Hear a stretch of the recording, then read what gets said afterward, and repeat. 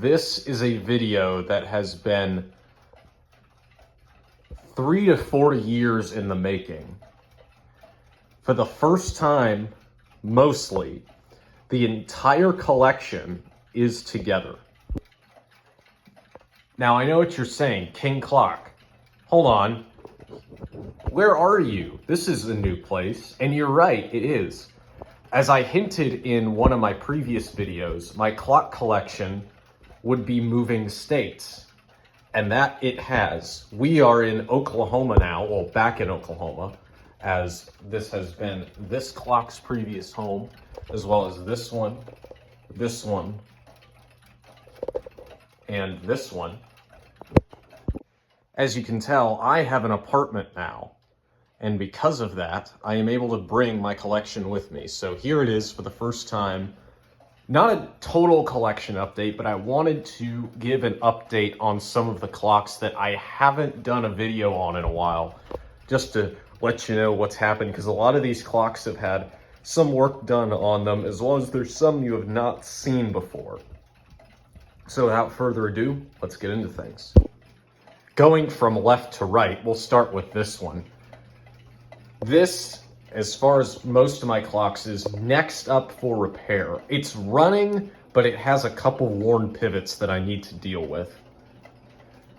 It works. I did an O&A on it just to give it that extra bit of life until it's time for the overhaul, which should be in 6 to 9 months that'll happen, but it'll be whenever I get time next. I will save this one for my next video. I'm going to do an in-depth dive like I do for most of my new clocks in my next video. Given these two's height, they could not fit on any of the shelves here, so I had to stick them on top. It made sense to put them together given they are both bracket clocks. I don't know if I ever did an update on this, but I did end up putting the new movement in this clock, and now it works like a champ. It now is also one of my best timekeepers, as is this one. I've never had to do anything to this yet, hence why you've never seen an update on it. This is the first one where there's really been substantial work done. I did an oiling, just a general lubrication, and I also reattached the strike spring to its arbor. If you'll remember, it was working, but the spring kept slipping after a couple turns of the strike winding arbor because the spring was not attached to the little clip pin on the inside that held the spring in place and allowed it to get more tension. So I reattached it, bent the pin to where it wouldn't come out anymore, and now the strike side works great and runs for all 8 days. Also, no work done on this one or this one. Now to the second clock that's had a lot of work done on it.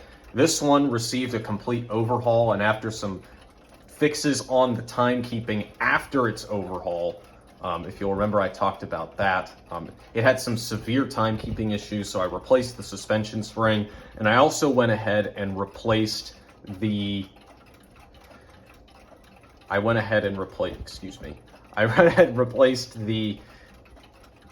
hammer leather on it as well, and now it sounds excellent. So the Seth Thomas running like a champ.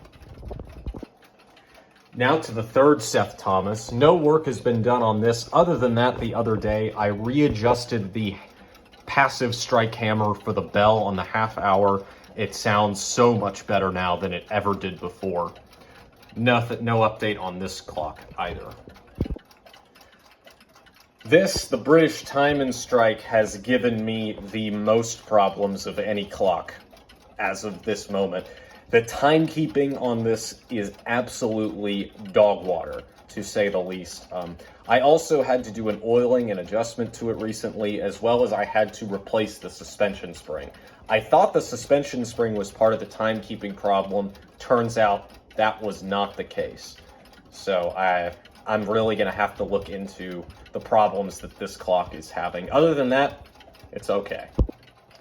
Down to this little guy right here. This clock had the least done to it, because it's brand new pretty much. And this clock right here is on loan from a friend, so you will not really be seeing it very long. So I'll go ahead and just show you what it is. It is a Wersch Fall River Hermle ship's bell clock. And finally, we've got the trusty old Chinese 31 day. Nothing much to report on this. I am going to eventually give it a cleaning and, not a cleaning, brush out, oil, and adjust, just to, because there's a lot of gunk on the pivots right now. So I do want to go ahead and get that thing oiled up and just ready to go. And because these, especially with how crappy these movements are, sometimes you have to service them a little bit more because they'll wear down a little quicker sometimes. So I'm going to do an oiling and adjustment on that just to make sure that that doesn't happen potentially on this clock. As I said at the beginning of the video, there are some clocks that are missing. The two OG clocks are the two notable omissions that I am planning on bringing up. On the WMS Johnson, I plan to do a little bit more work on it over winter break. So once that is finished, both the OG clocks will be coming up here and will be spring additions to the collection. I am also looking to put some clocks up here because that is completely a flat surface up there. So I'm thinking, you know what, I think I might put some clocks up there. I got that all cleaned up and ready to go, in waiting for any clocks that might be going up there. I have a couple on my eBay watch list that I'm considering purchasing to put up here, but I will let y'all know if that happens. But other than that, that is all for this one. If you liked it, be sure to like and subscribe for more videos, just for more clock content just like this, and I will see you next time.